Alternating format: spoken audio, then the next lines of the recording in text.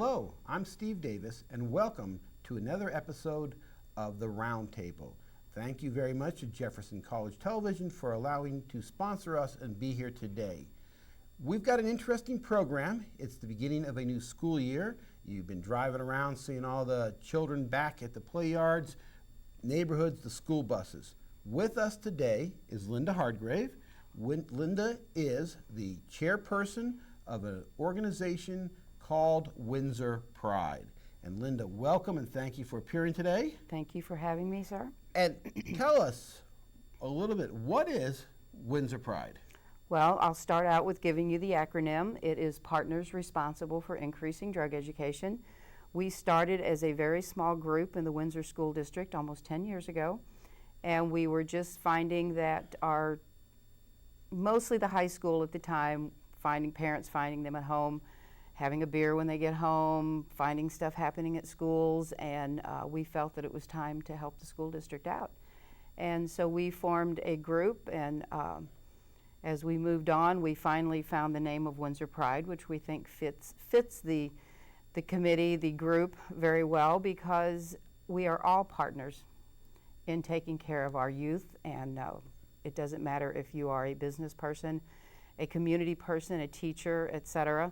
It takes each and every one of us in a community to get these kids raised. Right. And now we use the name Windsor, so you're associated really with the Windsor School District. Correct. We started this with Windsor, and they were very generous to help us out and get their administrators involved, teachers involved. And we have just grown to where we work off of a couple grants, and we are able to assist the school in areas where they need extra help when it comes to assemblies, speakers, activities, because we all know that the school has a lot on their plate and they have a lot of stuff that they have to do in the classroom, and we can give extra. Okay. At Windsor Pride, you deal a lot with, you mentioned drugs, but primarily would you say your emphasis is drugs and alcohol? Well, alcohol is the #1 drug of choice when it comes to teens and young adults, and they consider that the gateway drug, so you start drinking and eventually you may get into other things that are even more harmful. So what does Windsor Pride do in conjunction with, the school district or separate on their own in the community in regards to underage drinking? Let's start with that topic. Well, the first step is education, and we need to educate our youth as well as our parents on the dangers of underage drinking. The young adult, the youth, their brain is not completely formed or completely developed until the age of 25.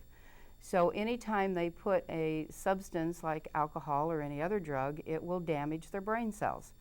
So the longer we can get these youth to not start drinking, the better chance they have of not becoming an alcoholic.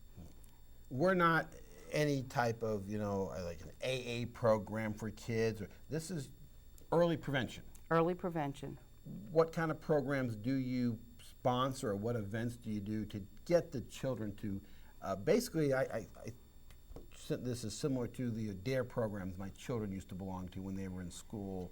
What do you do? What does Windsor Pride do for We kids? go into the school district and the community, offer educational opportunities through bringing speakers in for the students during the day if we can get it fit into their schedule.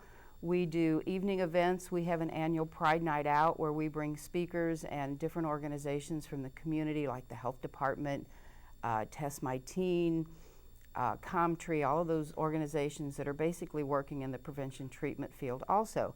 And we invite the parents in to have an opportunity to educate, to come in and work with their kids depending on the type of event we have. We do open gyms. We try to do dances if we can. One of the things that we did this year that was the first ever was a basketball camp. And the reason it was so special to us is we were able to bring in Captain Magic Valentino Willis, who was with the Harlem Swish years ago. And because of a good friend of his that died of a drug overdose right before he went pro, he goes around to schools and does basketball education along with don't do drugs, don't do alcohol, don't do tobacco. And not only does he work with the kids, he wants the parents to get involved. The parents play a key role in raising our kids. We want them to be a part of their kids. And speaking of the parents, though, here's where Windsor Pride and some parents have a disagreement, I guess we could say. I remember back in maybe, not my family, but other families, after the Friday night football game in high school or whatever, some of the kids would get together and maybe have a beer or something. And the parents would get together and say, you know what? We don't want our children out there drinking. We don't want our children doing the hard alcohol. We don't want them possibly doing drugs. I'll invite the kids back to my home. I can take their car keys. I can watch my children. I can watch these children. I can provide a safe environment for these children. You think I'm a bad parent, don't you? Yes, I do. What you do with your own children is one thing, even if it's illegal, unsafe, and irresponsible like we promote with our billboard. But when you're talking about other kids, and you don't know what's going to happen to that child, you can see Just Take the Keys has been a big promotion for a long time. When the kids are underage, it is so unsafe. They can get alcohol poisoning at any time. A lot of violence happens when kids are drinking. The houses can get destroyed, of course, sexual assault, fights, and all that kind of stuff. It's just, we've proven through scientific study that we have to let that brain get developed. They cannot make good decisions when they're under the influence of alcohol. But what do you say to the parent who says, but these kids are going to drink anyway? Isn't it better that they do this in a controlled environment as opposed to an uncontrolled, we're off the football field, we're out in the park or whatever? What do you say to those parents? Well, it's a tough thing to get through to these parents to make them understand that, but it's a social norm that has grown throughout the years. It's a rite of passage, have a few drinks, have a little fun.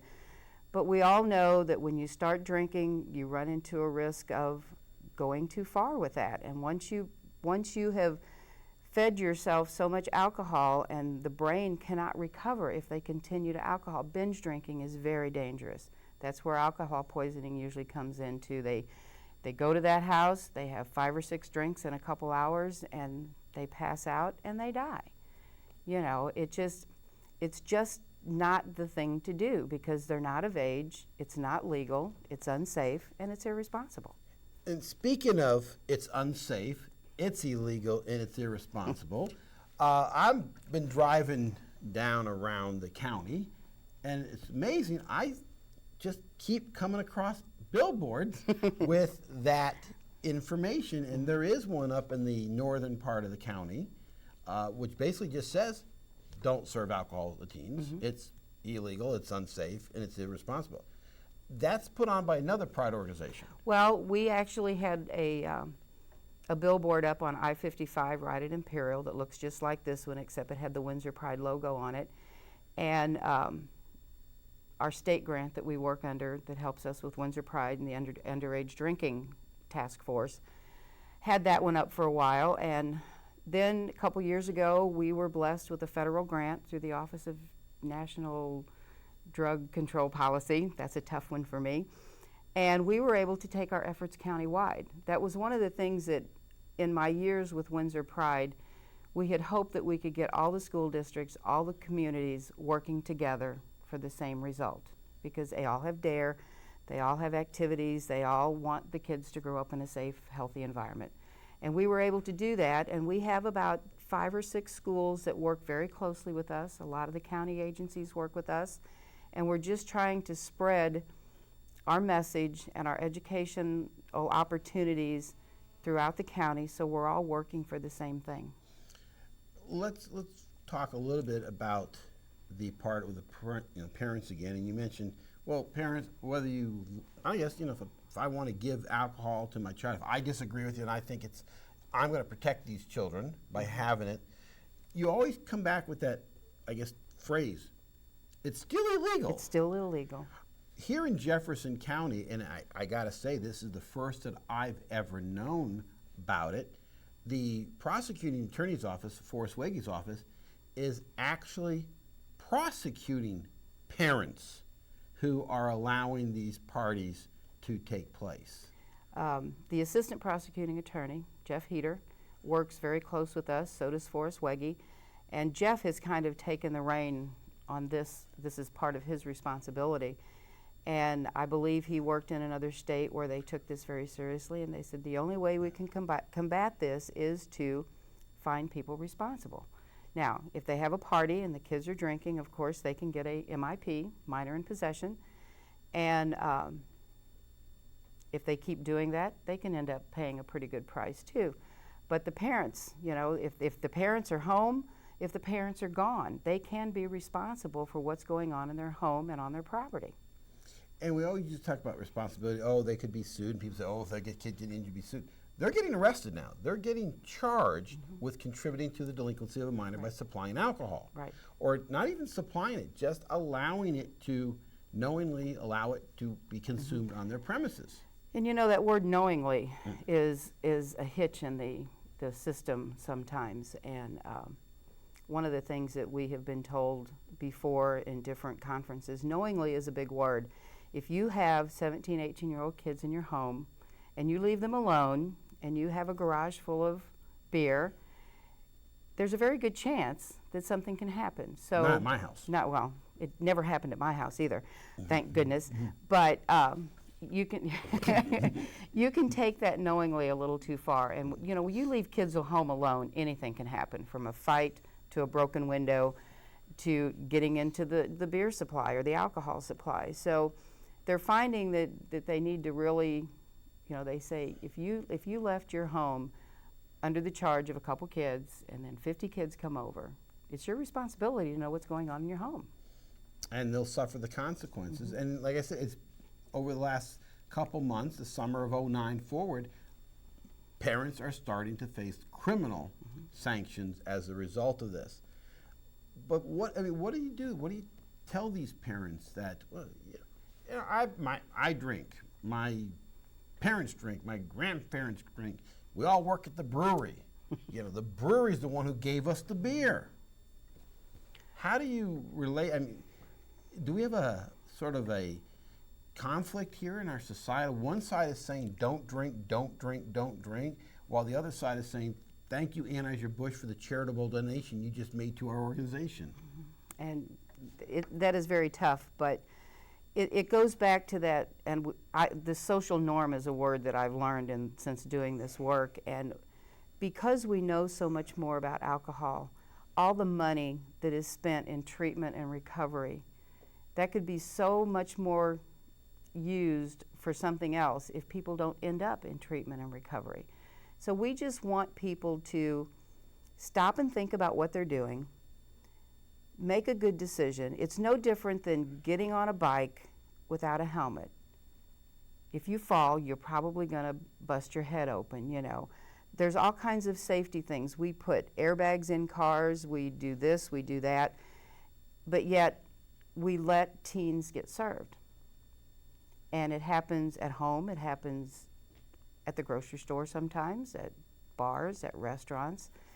And we just need to change the atmosphere around. And you know, some of that comes from you walk into a store, gas station, how many liquor signs do you see? Do you ever see something that says, you know, we're just a happy store? You know, you have to look at all the alcohol advertisements, and it's just a way of life, and we want to change that. We don't want to take it away. We're not about closing down the alcohol companies. We're about making good decisions and making sure that our youth have every opportunity to grow up, go to college, or do whatever they want to do, and not be harmed in an accident, not be brain dead because of an alcohol poisoning incident.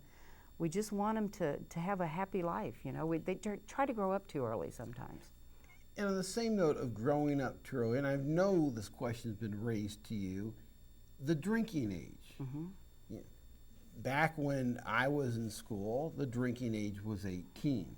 Somewhere in the last few decades, we decided that maybe we should raise it to 21.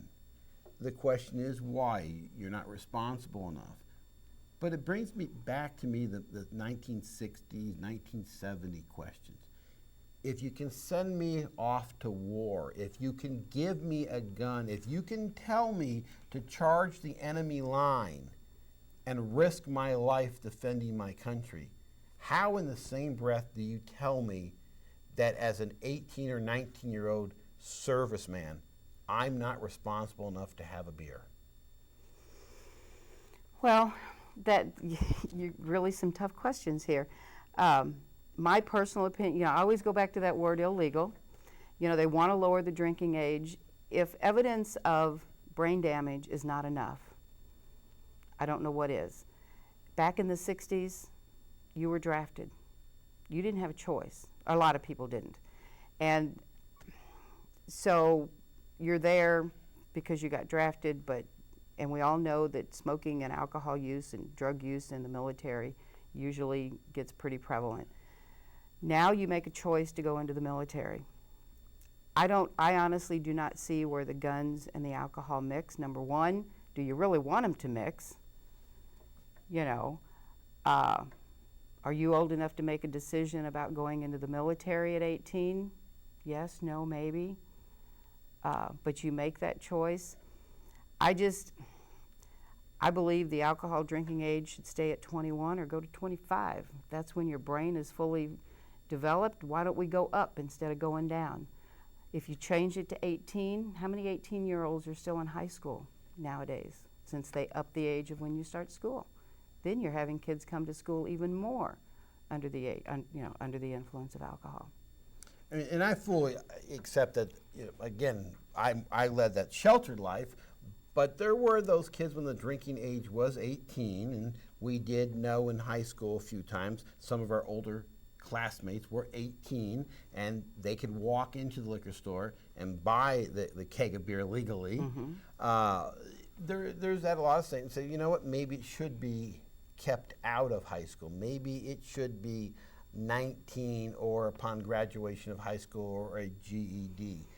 I guess the question is that arbitrary age between 21, how is it that we allow children to marry, but they can't do a champagne toast at their wedding? Well, why don't we work at making everything 21? I'm in favor of that. Nobody can get married before their 21st birthday. They can't get married. They can't go in the military. I honestly do not remember, and I actually think I'm older than you, Steve. I don't remember when it went from 18 to 21.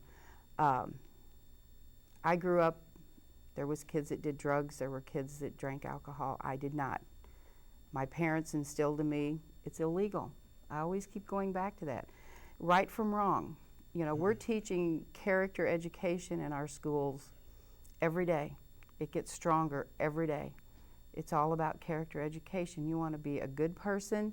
You want to do the right things, make the right decisions, make good choices, but yet we allow them to make bad choices when it comes to alcohol and drugs.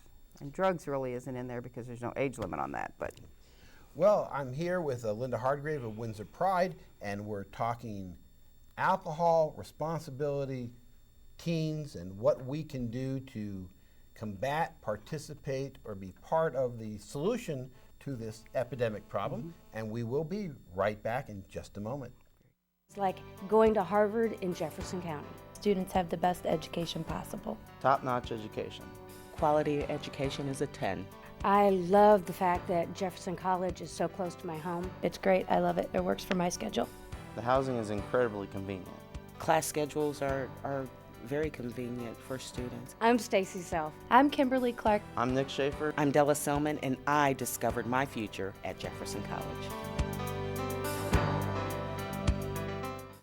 Well, we're back with Linda Hardgrave of Windsor Pride. We're talking about a serious subject. We want to get involved, but we're talking about teenage drinking and alcohol among teens.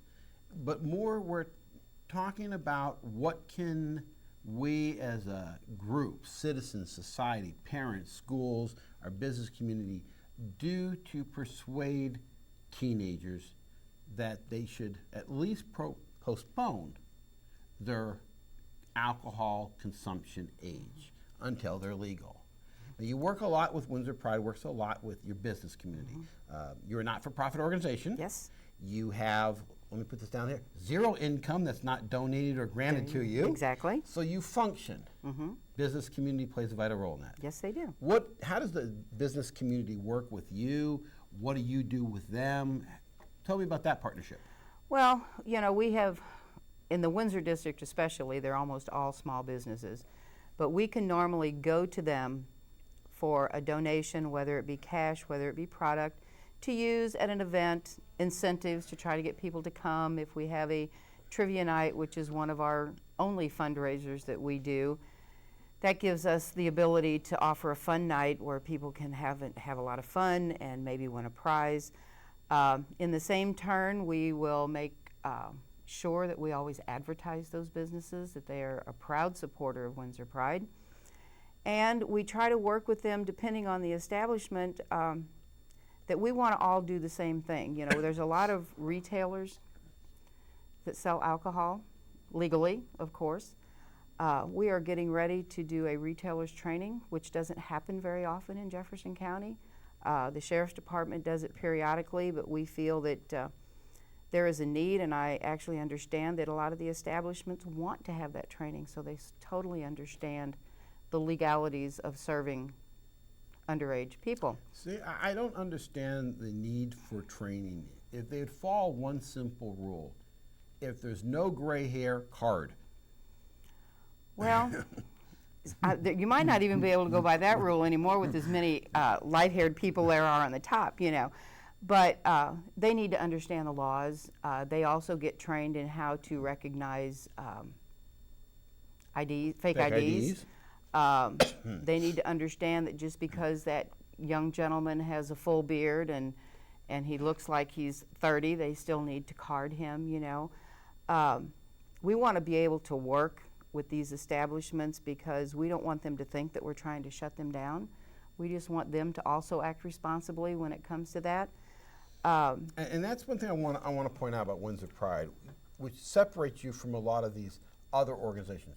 You're not an anti-alcohol organization. No, not at all. You're an anti-teenage underage drinking alcohol organization. Correct. Does Windsor Pride even have a position as to the legal consumption of alcohol? Do you have a position as it, not you personally, but the board, or is it just something you don't deal with? Well, we don't want anyone to drink and drive. Obviously. We really, you know, you can overdrink and it's still unhealthy even if you're 30 or 40 or 50. So reasonable drinking is what we all should probably live by, the same as our eating habits and exercise habits and all that. We all. Yeah, you look at me when you say that. Well, I don't want to look at myself, you know. But, you know, we all want everything. And, yeah, you know, we don't really go out and educate adults. We don't work with Alcoholics Anonymous or anything like that. But we're hoping that if we can change the behavior of our youth as they're growing up, that in time it may actually change the whole community, the whole country maybe, to be more reasonable about what they do. And with that note, I guess I want to hit you with the difficult question, and feel free just to pass the buck and say someone else has to answer it. But you mentioned about changing the behavior. Well, you work closely with the school district in Windsor, and you work closely with you hopefully one day work with all school districts in Jefferson County. Here's the tough question. Is it the school district's responsibility to be involved in the moral decision-making of students off school property, off school time? Are they getting too much involved and the family responsibility? Well, that is tough. That is very tough. I think that the school plays a role in that picture. Do I feel like the school does more now than they used to when it comes to that? I really feel that they do, because it just seems like they're having to, the character education and everything, it's not coming before they come to school. Parental involvement, because of society the way it is, where both parents seem to have to work, a lot of divorced families, kids are left alone. It just seems like the school has had to pick up some of the pieces with that. I think that our society needs to go back to the parents raising their kids. I don't know if I want to say the right way. That's not really the thing to say. We don't, you know, we want the parents involved. We want them to know, they need to know what they're doing. I didn't have a book when I raised my kids, but I did have a good set of parents that were always there. See, now, I'm fortunate enough that for future parents, they did write the book of my skills. Oh. When wanting to know what not to do, see the book on Steve. But you mentioned family involvement, parental involvement. How? What suggestions or advice can you give, or can Windsor Pride do to assist families in getting their involvement? Well, we try to share with parents all the time all of the different resources that are out there. It is tough raising kids, and I think it is tougher nowadays than it used to be, because there's more people, there's more things they can get into. I don't know. It just seems tougher to me because I see my grandkids growing up. I think we're more educated now than we used to be about a lot of things, and there's a lot of resources, and a lot of people study it, and there's statistics that prove that families that eat dinner together are less apt to have drug and alcohol issues in their home. So there's actually programs out there. There's a federal program called Casa Family Night, where they want the kids to sit down with their family and have dinner together and just talk about stuff, you know. And they find that this really works. Activities. We offer a family movie night at Windsor for all of our families to come out, like a drive-in movie. It's just a blow-up screen. And we want it to be a family event, just like the basketball camp. We want them to be involved. If your kids are in sports, if, you know, your wife's a teacher, she probably knows that not all parents come to parent-teacher conferences for whatever reasons. The more involvement you have with your children, the less chance you have of them having too much free time, not knowing for sure if their parents really care, or their families. And there's a new program out there called Parents You Matter, and we just did a little training on that on a webinar the other day. And parents are not just the parents now. It's the grandparents, it's the neighbor, it's the aunt and uncle. And we all need to be there to help people so these kids get some direction, get some support, so that they know how important they are. But at the same time, we want those parents to know how important of a role they play. All right.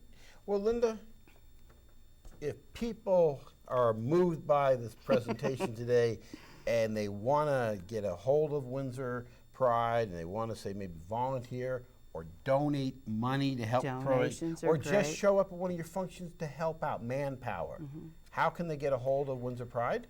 They can reach us at 636-464-4423. We have a couple different websites, but the easiest way is probably through the phone, and then if they want more information. Windsor Pride meets monthly, the first Tuesday of the month at 4:30 at Windsor School. It's not a good time, but evenings don't seem to be a good time either, so we do the best we can. There is a link to Windsor Pride on the Windsor School website, so if you're familiar with that, you can find us that way. You can stop by the high school. Our office is down in a little corner on the second floor, or the lower floor, if they just want to stop by and ask to see somebody with Windsor Pride. And again, this is not just limited to the Windsor School District. If anyone out there in the Fox School District or the Dunklin is listening, watching this program, they can contact you to see how can they start their own Pride program. Right, and actually Black Cat Pride, the Dunklin you District go. has a group. Fox School District has SOS, it's the Underage Drinking Coalition. DeSoto has one. We've been working with Northwest. We're real happy about that.